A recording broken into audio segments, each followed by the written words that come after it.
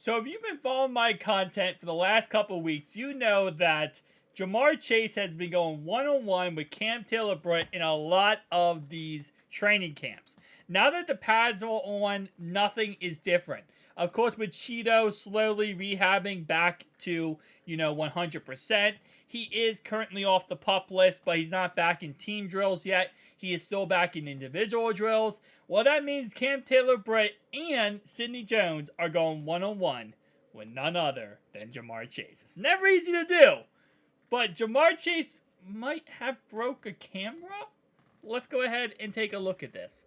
So this is a pass by Jake Browning, and watch this throw.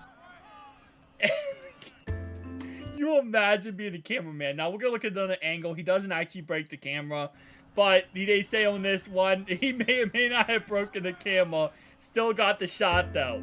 Cause can you imagine Jamar Chase running full speed after that catch straight at you as the cameraman? Yeah, you gotta get out of the way pretty dang quick. But here is the actual full-on play that actually, shows he did not actually hurt the cameraman. Bam. And right there. So, he's not Devontae Adams about this. He's not smashing into the camera. I will say, though, it got pretty dang close. Not completely, but pretty dang close to actually hitting into that cameraman. And the cameraman had to have pretty good reflexes. Because, again, if you watch this, I mean, it was pretty close. Shout out to Jamar Chase, by the way, for having the body control to kind of go around the person. I'm about to refresh the page here so we can watch this back yet again. But, again, shout out to Jamar Chase for having the control here to go around the cameraman, because he could easily just slam right into the cameraman. Actually, cameraman, I think, as a camera woman. My bad. Correction. The camera woman.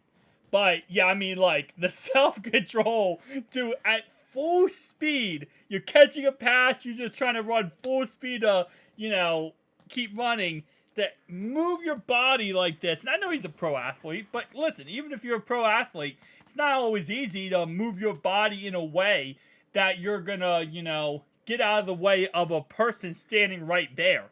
I mean, like we've seen with Devontae Adams, he ran right through a cameraman, right? So, luckily, the camera woman here was not actually... Camera girl? Camera woman? I guess camera girl. Camera girl. She, luckily was not hurt on this in any way, but could have been, depending. I mean, if we watch this live, it was like a 1-2, and he's running full speed, too. I love how it says, "We'll be right back." We'll be right back. Nah, he did not. Although, luckily, he also didn't fall, because, in all honesty, he could have injured himself if he would have fallen here. Running full speed by moving like that, he could have injured himself by falling. So, again, like I said, everything there just turned out perfectly fine, and we got the most perfect freaking look of it in all intents and purposes.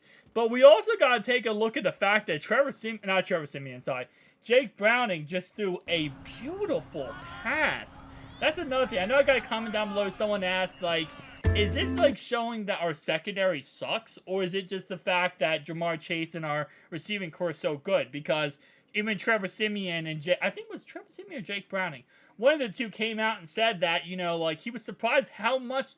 Oh, it was Jake Browning.